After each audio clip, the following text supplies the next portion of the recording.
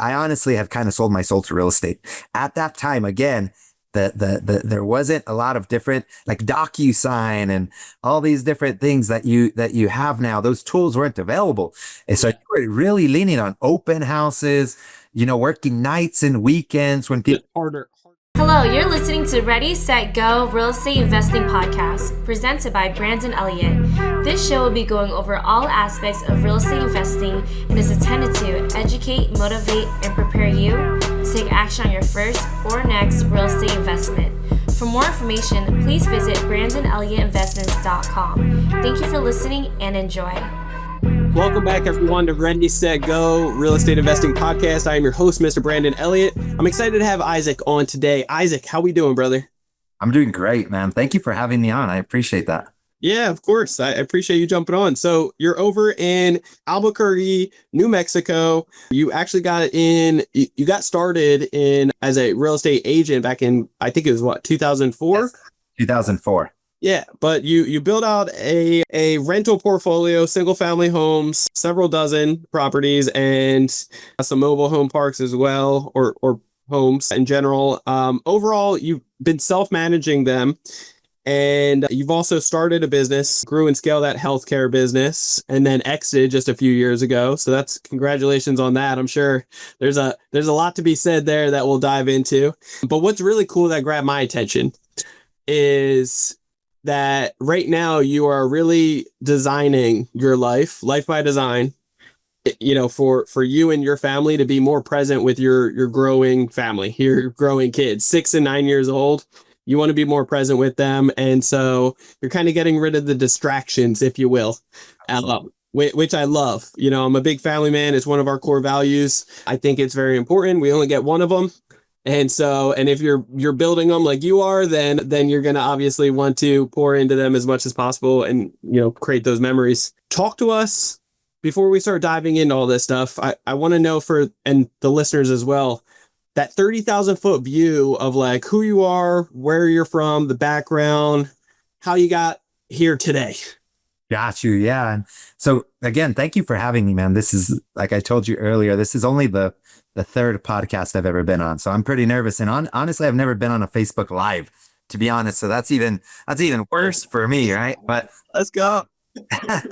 but no, I appreciate you having me. And I'll tell you something. I don't really have like a good elevator pitch or a 30,000, foot overview. So I tend to maybe go a little bit long on my answers and put a lot of context behind it. So if that happens, just, give me the signal to change the topic or speed it up or something. But I'll give you a general overview of where I'm at right now. I'm 43 years old. I have a 6 and a 9-year-old, and I'm been married to my wife. We're high school sweethearts. So we've been together since high school. Dating, starting a little bit back, I think it's a little bit more important. I like to let people know exactly who I am, kind of where I come from, a little bit about me. I'm originally from a small town here in New Mexico called Espanola, New Mexico. It's the name of the town. Probably about 10,000 people. It's about 30 minutes north of Santa Fe. So it's real close to Santa Fe, and probably about an hour and 45 minutes from Albuquerque, north of Albuquerque. And so I was born and raised there. I lost my dad when I was 13 years old. So that was a pretty tragic experience for me. And when I lost my father, I went into a big, huge depression, started doing bad in school, and just started, it was hard going through that mourning. Well, he died in 1995, June of 95. And for Christmas, the Christmas previous, the 1994, he bought me a dream catcher kit from Tandy Leather. Do you know what a dream catcher is? Yeah. All right. So this is 1994 dream catcher. I actually grew up having those as well, like above my bed and everything. So yeah. Yeah, there you go. So you got to remember, this is 1994.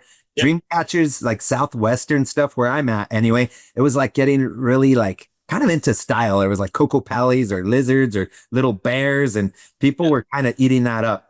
He bought me this kit. I just left it there. He passed away in June, and probably about a year after, maybe by the following Christmas, I decided to open up that kit that he bought me, and I decided to make it. put it together. It was just some leather and some little string, stuff like that. I made that dream catcher kit, and a lot of people were like, "Oh, that's cool. Could you make me one?" So I started making them dream catchers. So I started my first entrepreneurship venture was selling dream catchers at 13 years old after my father died, right? And Wow. I was actually, pretty good at that. But when you're going to school, and at that time, our advice that we were getting from our parents, everybody's advice was, you got to go to school, you got to become a doctor, a lawyer, an engineer. Yeah. And so, and where I'm at, where I was at, we're really close to Los Alamos National Laboratory. So my goal was to go to school, and my goal was to become a computer engineer or have a job at the lab, some kind of engineer. So after I went in through that depression when my father died, I did very bad in high school. I even dropped out there for a while. My counselor called me back in, ended up going back to high school, finishing that off, and then decided to go into college. When I went into college, I decided to major in management information systems. Yeah. And that would actually help me get into the lab. So I got a part-time job in Los Alamos as a student at the same time as I was going to school.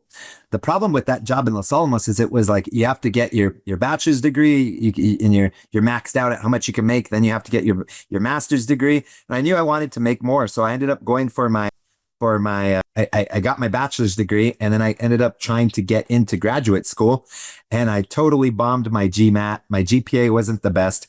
This whole time that I was in college, I was doing entrepreneurship stuff too. So I was buying and selling cars. I'd gotten into a company called Primerica. Have you ever heard of Primerica? Yeah. Like a high level marketing thing. Some guy that was at the lab that I worked with got me, put me in there. So I was doing a little bit of that, life insurance stuff, buying and selling cars, kind of entrepreneurial, and working at Los Alamos at the same time. And I got really down when I didn't get admitted to grad school, because a couple of things, actually. One reason that I got down was because I knew I was going to be topped out at Los Alamos. So I'm like, man, if I didn't want to take the test again, I don't get it standardized tests. So when I didn't get into grad school, I didn't know what I was going to do. And I was a little bit down, and some of my coworkers saw that, and they were like, dude, you don't really belong at the lab anyway. You're an entrepreneur. You need to go and you're going to be a millionaire by the time you're 30. Some of the guys told me, and I didn't believe that in myself, but they obviously saw the entrepreneurship mentality of everything else that I was doing. And I was frustrated that the Anderson School of Management here at UNM didn't let me in, because it's a business school at the end of the day. And I was an entrepreneur. So anyways, I decided that in about May of 2004, I believe, I decided that I was going to go get real estate licensed to become a real estate agent. What I left out is that when I was in college, when I moved to go to college, I was looking for an apartment, and one of my friends told me, "Hey, why don't you just buy a house? Why are you renting?" And I said, "I don't think I could buy a house." Back then, it was so easy, man. I called up the mortgage broker. I got pre-approved that night, and by the next day, I bought this house sight unseen. That was a HUD foreclosure I knew nothing about, and I bought this house sight unseen. But it was way better than the apartments I was looking at, so I didn't even care what the inside looked like. The neighborhood is way more safe. So I bought that house sight unseen, and a year later, I bought another one in my wife's name, my girlfriend at the time. And so I'd already bought 2 houses while I was in college, took the GMAT, failed that, didn't get into grad school, got let down, and decided, hey, I'm not going to go nowhere here in Los Alamos. I'm doing pretty good, but I think I'm going to call up the lady who sold me my house. Durella was her name. And I'm going to call her up and see if she'd allow me to work at her brokerage if I go get my real estate license. So I called her up and I was like, Durella, you know what? I'm thinking about going to go get my real estate license. If I pass that exam and I go get my real estate license, would you hire me there at Marketing Masters was the name of it. And she was playing like hard to get, man. It was funny. She was like, I don't know, maybe we'll see. Go get your license. Little did I know that you get your license, you work wherever the heck you want, right? Everybody wants you, but she was playing a little hard to get, and she signed me up, and I went in May. I got my license. I probably got my license like in March, and then in May is when I first started, right? Calling at that time, you got to think, no internet marketing really. It was like for sale by owners off the Albuquerque Journal, or like for sale by owner signs, cold calling, door knocking, stuff like that. So I went out there and hit the streets hard. After I hit the streets hard, in May, like beginning of May, I got in my first contract. Yeah. And I ended, it was a listing, that I got, and I ended up double ending it, right? It was probably about 135,000. I think double ending, I ended up making like $7,000 worth of commission on the deal, something like that. And that's when I decided to put my resignation at Los Alamos. And that was very stressful at the time because we ended, like, I had a steady income, right? And it wasn't a lot at the time, but for a student, I was making like $22 an hour or something like that, 40 grand a year. And so I quit May of 2000, I believe 2004. And I quit Los Alamos, and I told myself, I'm going to give myself 6 months.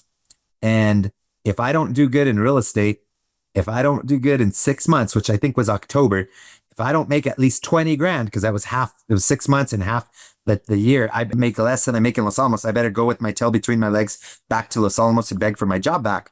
Well, what ended up happening was I don't remember what I made at the end of by October, but I know that my first year in real estate from May till December, end of December, I know that I got my 1099 and that thing had $62,000 worth of commissions. And that was that Durella, because I didn't know better, was taking 50% of my commissions. So in reality, I made my first year from May till December. I was good enough that I made $124,000. And Nice. that was honestly, even getting my master's degree and going for a job in Los Alamos at that time and getting a little bit higher of a position, I still wouldn't have made that much. I wasn't going to make that much at that time. This is, 2004. I wasn't going to make that much till I was probably 50 some years old, and I was only 21. Come on. And so yeah, that was a no-brainer for me. It was an easy transition, kind of speed things up. I ended up selling real estate. I loved it, but I burnt through my warm market. Honestly, the only people that were working with me at the time were friends. I sold every one of my friends pretty much bought a house, right? I was making them all buy houses. But once that warm market kind of ran out, I found myself in a pre-foreclosure short sale type of niche. And honestly, at that time, short sales and foreclosures, I hit it right before like 2008 when those became very popular. People in 2004 and 5, the majority of agents didn't even know what a short sale was. Sure. And the cool thing about it is that I wasn't I was 21, 22, so in my early 20s. And at that time, real estate wasn't sexy. There wasn't all this HGTV and a lot of cool podcasts like the one you have here and a lot of young people doing it. So honestly, I think where people looked at whether you're a good agent or not, and whether they were willing to trust you or not, was like age. You had to tell them, hey, I've been in the business 20 some years and got people, because that's all they had to go by, right? Now it's a little bit different. There's all kinds of information out there, and real estate's a lot more sexy now. So at the time, it wasn't, and I kind of felt like it was kind of almost like just like a sleazy sales job, to be honest with you, is what it felt like at that time. And that's what the way people would actually treat me, right? Like, so I realized that, these people buying their dream home, 40s, 50 years old, 30 years old, they didn't want to trust a 22-year-old kid that was still wet behind the ears, right? And so what ended up happening was I fell into that short sale foreclosure niche, and I'd said, you know what, I'm going to buy these and I'm actually just going to rent them out. So I think I acquired probably like 3 rentals early on. And it was really good. I enjoyed it. The people that were in the short sale business, or the people that needed my business on the short sale side, they actually appreciated working with me. They didn't want to work with the fancy real estate agent. They liked this young kid. They weren't embarrassed by me or threatened by me. And they, so I naturally fell into that niche a little bit more.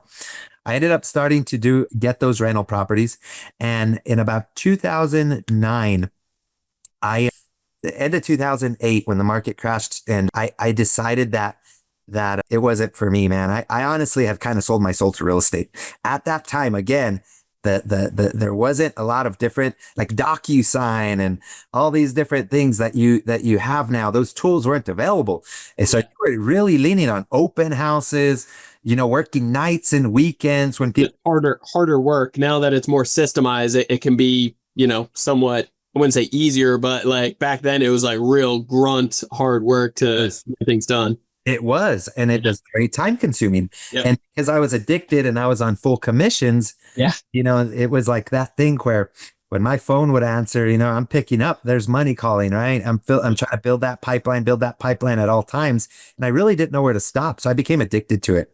And I was basically cheating on my wife with real estate, right? I wasn't present. We were doing, even if we did do a trip, I wasn't present when I was there. I was still trying to handle my real estate business. And I got into, my health was going down. I was gaining weight. My relationships were bad. So I started doing this real estate coaching called Buy Referral Only. Have you ever heard of Buy Referral Only? No. I think you live out in San Diego, right? Yeah. There's some guy, his name's Joe Stumpf, and he lives out there in San Diego, I believe, somewhere by there. But he used to do these old programs this old mentoring program called Buy Referral Only. And he was teaching a bunch of different concepts, and he was a guy who was teaching about ugly yellow signs and all kinds of different marketing tactics, basically, right? But one of the things that he did is I went to a seminar, then I signed up for his coaching and his mentorship for like a year. And during that, he had a newsletter that would go out, and then he had kind of like podcasts. But I think at the time he would send them off like on just a recording on an email, and you'd listen to them as audio kind of tapes. And one thing that he did was he would recommend books to read. Well, he recommended this book called The 4-Hour Workweek. And have you read that book? Yeah, it's great. It's a great book. And so that book kind of changed my life. And honestly, I hadn't read very many books prior to that. Like Rich Dad, Poor Dad was the only book I read, but I got this one. I couldn't put it down. And one of the things that I realized on that from the 4-Hour Workweek was that I wasn't making residual income. I didn't really have a business. I was self-employed. I was waking up every day unemployed and trying to make some money, right? And it was taking a toll on me. So I had decided, well, I have these rental properties. I need something a little bit more residual. So I decided, you know what? I'm going to put elderly people in these houses. There's like these assisted living homes where you get 4 or 5 people living in the house, and I'm going to staff it, and I'll know what I'm making every month, right? Like, so it's not just this one month you make 30, 40,000. The next month you make 0. I would be balanced out by having this residual income. So I decided I was going to open up assisted living facilities out of my rental houses. And I was at this Christmas party, I believe it was. And you know how it is whenever you go to someone's Christmas party and you're in the real estate market, the first thing hey, how's it going? How's the market, right? Everybody starts asking you that. And so I answered, oh, it's been going good for me, but honestly, I'm pivoting. I'm looking at doing this assisted living and getting out of the real estate business. And I'm going to open up this in-home healthcare company. And somebody had told me, have you ever heard of the DD waiver? And I said, no, what is the DD waiver? It's like same thing as elderly, except it's through Medicaid. It's a government program, and it's for people with developmental disabilities. And so I didn't know anything about it. I just knew that I wanted to do something with residual income. And I just told myself, you know what? Boom, that's it. That's what I'm doing.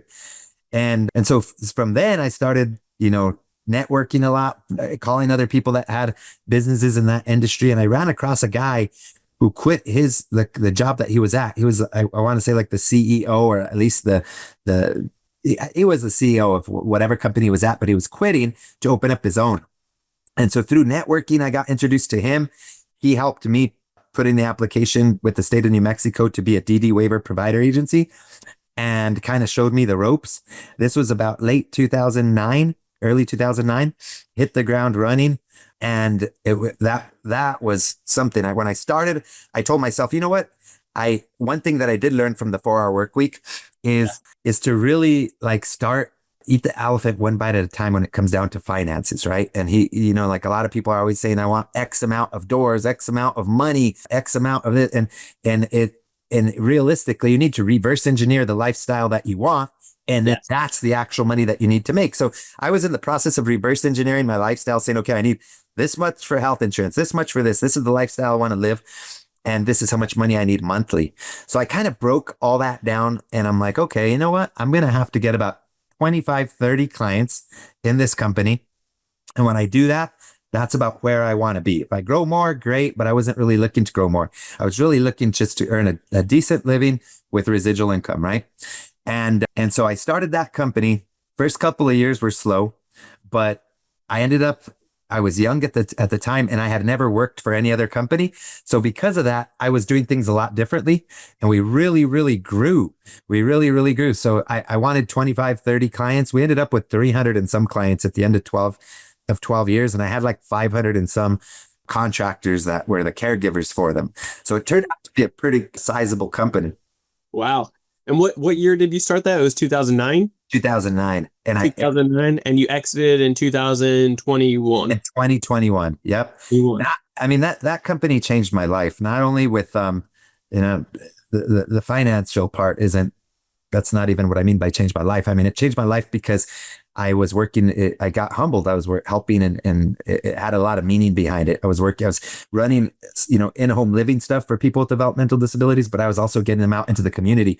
So I was working with, people in their 20s, 30s, 40s, and really trying to give them good life experiences. So I loved that business. But honestly, I realized during that I'm more of a creator. I don't like the management side of the business. I was at the point where I had to start bringing in, I had to be a C-suite person, and I had to start bringing C-suite people in, and I had to do HR, and I had to do the fun for me was engaging with the clients that we had. And that once we started getting to a certain level, that got taken away. And then in 2020, COVID happened, and it was a nightmare to run an in-home healthcare company at that time, especially here in New Mexico. And I just realized how much I wasn't in love with the role that I was doing. And I also realized that I had to bring in another company to actually, like, it was ready. It was ready. It needed all that stuff, right? We needed to dial in more on our HIPAA policies and all our HR stuff and all kinds of boring stuff that I didn't want to deal with because I like to create things, right? Yeah. I don't like to manage them. So you were definitely, I think acknowledging this is really important too. So you're more of a visionary type of person, a creative type of person. You want to do something big, and then, an integrator is somebody that really puts all that stuff into place. And so you don't mind rolling up the sleeves and putting in hard work, but you rather be like thinking about all the next big things and then have somebody else get it done. And when you grew this company to where, you're managing 300 plus employees and a ton of contractors and everything, that's a lot. And so I'm sure there was operational people within the company, though, that helped try to keep some things in order, right? Right. Yeah. No, I had a great staff, and it was like, yeah, we had a great staff, everything. It was a lot to run. And I didn't know, you don't know what you don't know. So I just started the company. I have no entrepreneurship background, right? Like I mentioned, my dad died when I was 13. My mom's not really an entrepreneur, and I had nobody in the family. So some of these lessons you learn on your own. And one of the lessons that I did was I did build this company, and I made myself kind of like the center. Instead of getting a lot of the support staff, everybody had my cell phone number. Everybody had direct access to me, which was overwhelming. And so in 2015, we got pregnant. My wife got pregnant. We had my son Cruz. And man, I realized 3-4 years later, we had in 2018, we had my second son, Ezra. But I realized, like, they were just growing up so fast. They were growing up so fast. And I felt like I was never with them. Even during COVID, when we were kind of quarantined at home, I was still working, always on the computer, and I wasn't paying attention to the things that were going on with them. So I wanted to figure out how to be a little bit more present for them. And COVID kind of took away all the things that I liked about the company, because I wasn't able to do all these cool activities with the individuals that we were supporting.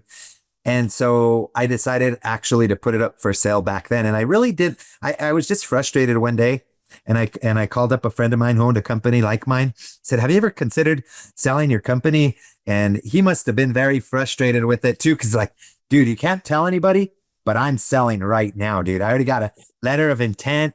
Don't tell anyone because it could mess it up. But I have a letter of intent, and I should be done like in 3 months. And so I said, you know what, I'm going to call up a guy that I know, and, an investment banker, and I'm going to kind of test to see if there's a market out there for my company. So I called him, and he's all, you know what, I really don't know. I said, I don't want to list it. I don't want to scare the employees. I'm just thinking about this. I'm not even too sure how serious I am, but can you shop it around? That guy called 3 companies, and I ended up getting 2 letter of intents within like a week for my company. And By that time, I had gotten over the reason why I wanted to sell. I was just having a bad day that day. Got that letter of intent. And I'm like, oh man, I met the people. We had a Zoom meeting and I met the people who wanted to buy it. I kind of fell in love with them. And I saw the way their organization was running. And I'm like, this is honestly, I'm being selfish if I don't sell it to you because this is what the company really needs to take it forward. That's deep. That's Yeah. deep. So that was August roughly of 2021. And we went through the motions. There was a lot of factors. Government was talking about increasing capital gains, a lot of different reasons why I decided to sell, but I kept going through with it. There was a couple times I almost canceled, but finally at the end of the year, I think it was December 30th of 2021, I was, we were on a phone call and I've never been on a closing of a business before. It's very informal. It was just a phone call and everyone was like, yep, and it done. And I was out of the company, man, December 30th, I believe, 2021. And So it wasn't like a ton or hours and hours of signatures and with lawyers all involved. It was more just like they handled it. Here's the wire. We're done. Boom. that's exactly the way it was, man. They show you it's not that easy though. Because honestly, it was harder to sell that company than it was to start, because I had to go through all the quality of earnings and all these different faces. They had those guys who were buying it. They were part of a private equity roll up kind of company. So they had investors. Those investors were having the best type of people to do the quality of earnings. So they had like Ernst and Young, interviewing me, and I was asking for paperwork after paperwork. Dude, they found water bills on rental properties that I didn't even know I had, right? And I'm like, what about this water bill's outstanding? Well, why do you care about my water bill on my personal property? But that part honestly was intense, the due diligence process. But when it came down to the closing, it was pretty surprising because I met with my attorney the day before and she had me sign some papers, but I'd already been signing all kinds of, indemnities and disclosures and stuff. So she had me sign the purchase agreement or the MIPA. And they, and the next day I thought it was like, I'm used to real estate closings. We go there, we sit with the title agent. It's like this big old thing. And, we're all hanging out. We got to take a picture with the key afterwards or whatever. This was nothing like that, man. I was actually sitting in my hot tub outside because it was early in the morning and I was going to be on the phone anyway. It wasn't even Zoom. It was just a group conference phone call. And I woke up early and I said, I'm nervous. I'm going to go sit in the hot tub and get on my AirPods. And yeah, it was exactly the way you said. It was like the attorney said, anybody have any questions? No. Okay. Congratulations, Isaac. And then I thanked them and that was it. My wife came out with a bottle of champagne and a bottle of a Clase Azul tequila. I never even bought that before, but she bought a nice bottle of tequila and she gave it to me. And I said, take that away. Let's wait till we see the wire actually hit the account, right? No celebrations till the wire hits. Yeah, nothing. And so I put it there in the kitchen and later on that day, the wire hit and the rest was history, man. They had me do a 3-month, like I had to stay behind for 3 months just to help them with any kind of operations or questions they had. But at the end of March, I was completely done. Basically as like an employee for the company for just a couple extra months. Exactly. Okay. And then do you mind sharing like the income from it or the wire, like that feeling and so forth, what it looked like? Yeah. You know what? Because I have a, like a non-compete signed with them. Sure. Also because they're looking at acquiring other companies within New Mexico. I can't really disclose the numbers too much because it puts them at a disadvantage. When they were breaking into the market, they honestly paid me a little bit more, I believe, because I was the first one they were wanting to break into the market. After that, I think they're going around. But what I could share, man, is that I've taken all that money that I've had and I've just put it in investments. I've never touched it. I bought me a set of golf clubs.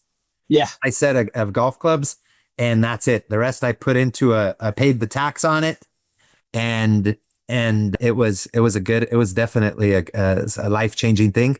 However, that's where the real estate kind of story falls in. So even though I had acquired a few real estate rental properties when I started this company, I had like 4 or 5. I was still addicted to real estate. Even though as I was addicted, I opened this, but I was still addicted to real estate. I still have my real estate license till today. I still would log on to the MLS every day and see what new got listed. I was still like all the wholesalers. Hey, what do you got? What do you got for me? And so as I was doing that, I was, Isaac, we need to get you like help for that, buddy. That's it. yeah, Too long. You're still addicted to it. I love it though. That's awesome. yeah, no, I was very addicted to it. And so I still, I was still doing all that stuff and I was still getting deals. And so what I was doing though is I started making really good income with that company, right? And instead of buying like I'm a meat and potatoes guy, man. I don't spend a lot of money on my wardrobe or my watches or my cars or anything like that. I'm like a TJ Maxx, Marshalls kind of dude. I love Marshalls, man. It's my favorite. And so, and I still do that till today, right? I still go there.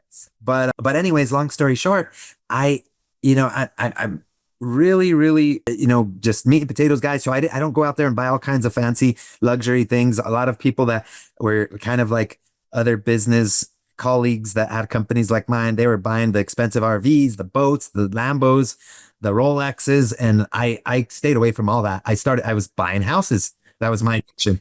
So I stayed buying houses all through the whole time that I was owning that other company. It wasn't a lot because I wasn't focusing on it, full time, but I ended up acquiring I have 23 single family homes. That's my real estate portfolio. And I have a few mobile home rental spaces where I just rent out the dirt. Isaac, question. Do you have loans on those or did you just pay those off? So it was beautiful. So what I did, and this is a good lesson when we were talking earlier, I hope this is if people that are looking that have thousands of doors, they're probably going to turn off this podcast right now. But people that are starting out, they might want to hear some, learn from some of my mistakes. Yeah. But one of the things that I did I can't say it was a mistake, but because I didn't come from money or I didn't have any of the background, and I read Rich Dad Poor Dad, like debt to me. Now Robert Kiyosaki, I got from Rich Dad Poor Dad that you don't want to be in debt. Now that guy, he's like this leverage now, right? But that's not what I got from reading the book. What I got was pay everything off. And I had a couple of older mentors when I was 21. All the guys in my office were 40 years old, 50 years old. So they're older guys. And they started giving me advice. So what they told me was, hey, buy the property, get it put 25% down, put it on a 15-year note and make an extra payment or just put all the cash flow back in. So I took their advice and that's exactly what I did. So I ended up getting I saved one slot on my credit if I wanted to buy a house for me, but I ended up getting 9 houses. And at that time they were only lending you like up to 10 mortgages in your name. So I had 9 and then I had put 25% down on each one of them, financed them at low interest rates, 3%, 3.5% for 15 years. And I ended up paying them all off like in 11 or 12 because all the cash flow, I had money from the business. I had a salary. So all the cash flow that was coming back in, they would just start piling up and I'd just pay them off. Now, the reason why I say it's a lesson is because it's a blessing that happened.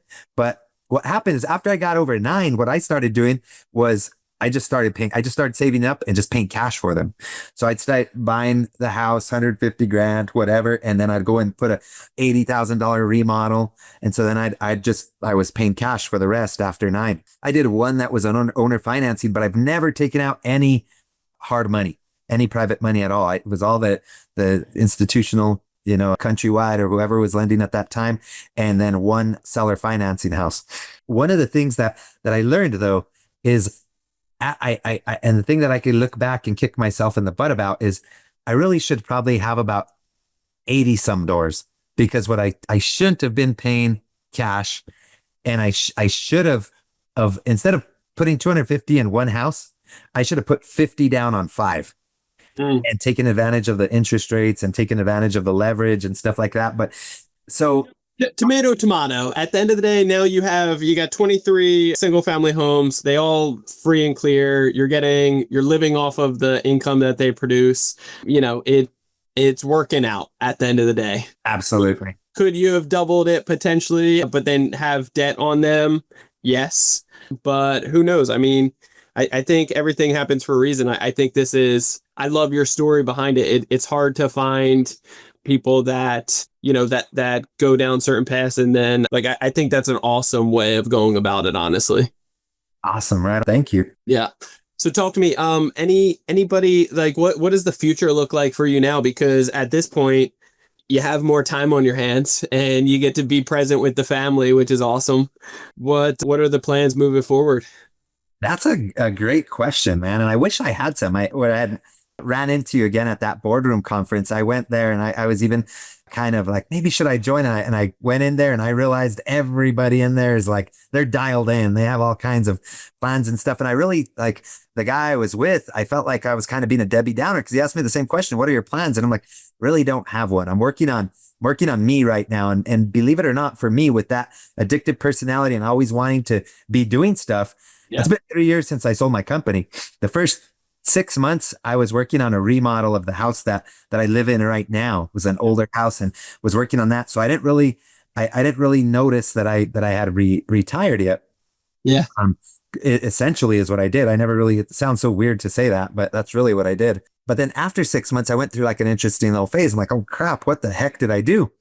And what I realized is that, like I thought you sell your company and I'm going to be on the beach in Mexico with a margarita in my hand. And that wasn't the way it was at all. I got a 6 and a 9 year, Yeah. 6 and a 9 year old that are still in school and like, it's just not realistic.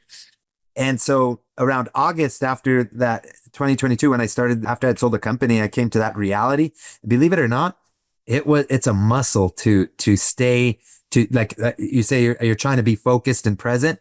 Dude, Yeah. it's a muscle you have to work out and exercise to not just either be bored, for me not to turn into a alcoholic. Yeah. Like I really have to, so right now, as far as like when you say, what are the plans? What does the future hold? Stuff like that. I know for a fact that in the next, once my kids, like I said, 6 and 9 years old, once they're probably turned 13 years old, they're not, I only have this little sliver of a few years that they actually want to hang out with me and listen to me and we go do activities together, right? Because once they start driving or turn a teenager, they're going to be all about their friends. So I'm really just focusing on being present with them right now. I use every example or every opportunity that I get to use it as example of like a teachable moment for them. So like I could we're looking for rental properties for them, right? Like so that they could get their hands dirty and start learning about that. But I have them in jujitsu. I got all this. I'm right now. I'm 100% focusing on that. All I'm doing now is I'm managing my rental portfolio. That's what pays the bills for me. And I also do private money and I get involved in joint venture flips or new construction properties, stuff like that. So it's really like, I don't have to do it, but I enjoy doing it. I enjoy getting out of the house for a little while. Yeah. When the kids decide that they don't want to hang out with me anymore, I'm definitely going to open up another company of some sort and take all the experience and the lessons that I've learned and put them to use in something else. Isaac, do you mind me asking, do you feel like, and I know you touched on it a little bit, but do you feel like there was like a finding yourself moment of like, oh shoot, now I sold the company. It's like, now what? Do you feel like you lost purpose? Because I know as men, it's very like we're very driven on that goal type of thing. And like we need something almost like a hamster wheel to keep going. And then once we sell the hamster wheel, then we're like looking around like, well, all these other areas are checked off. I'm good in these areas. Now, what is the next thing that I need to fix? What's the next problem to solve?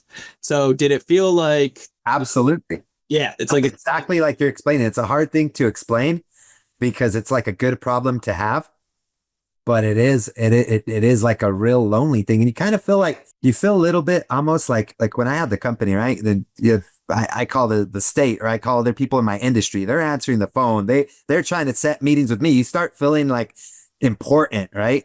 And you call people, they're answering. It's just, you start feeling significant. And then you sell and it's like all those guys who are taking you golfing because they had your insurance or your company or whatever, like all that ends, right? Like all the perks and the fringe benefits behind it. So there was definitely a time that I felt very like I don't want to say I was kind of like just down, man. I really did. I felt like insignificant. What did I do?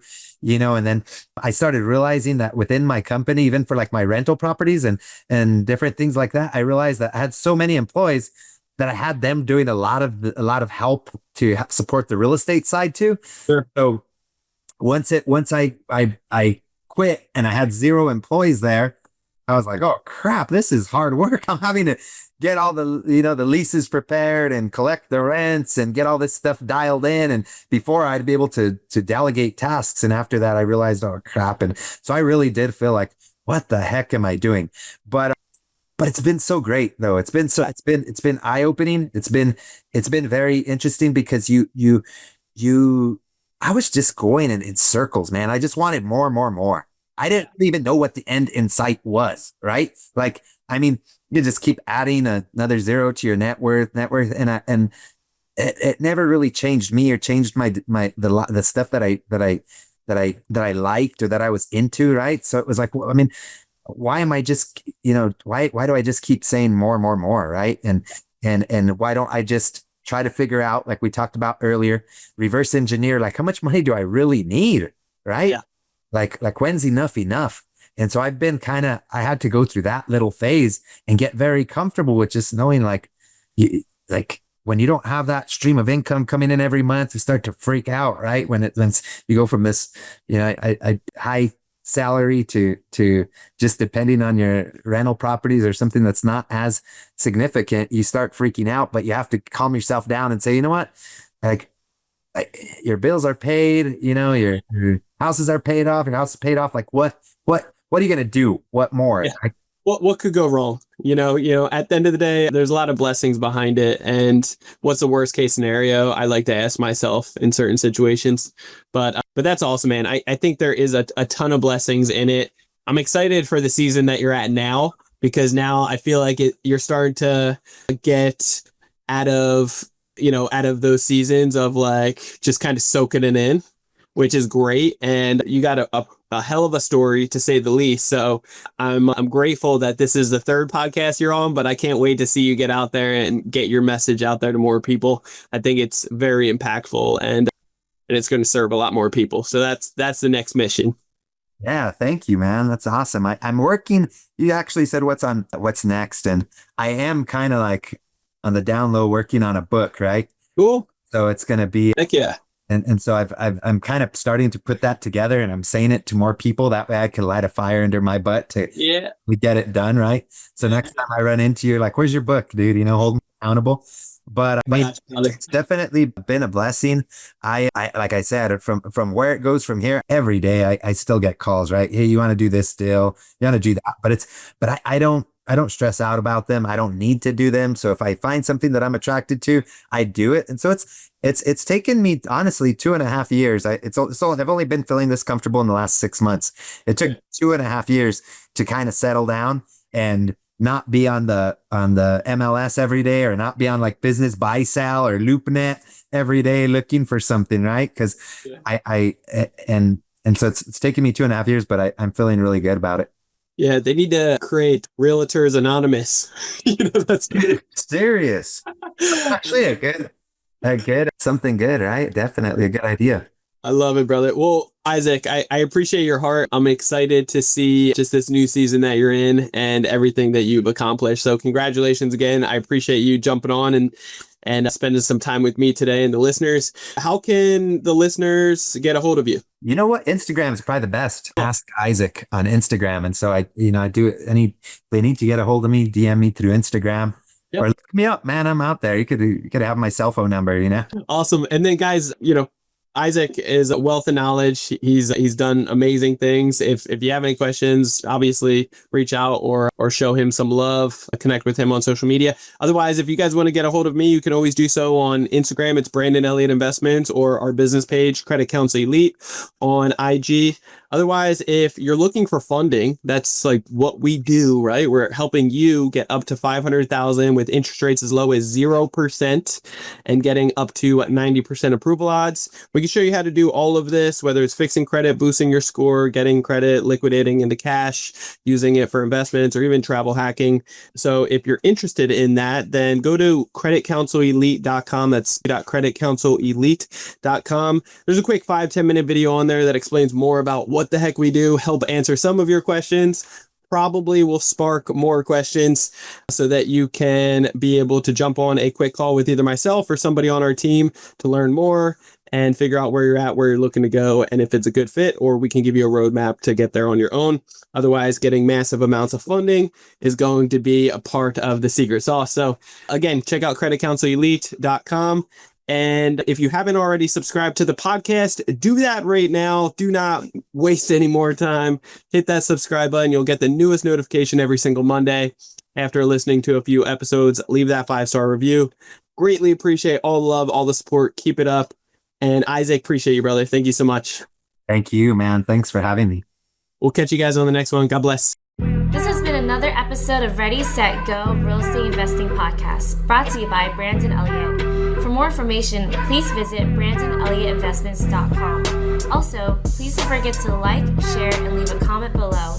Thanks again for joining.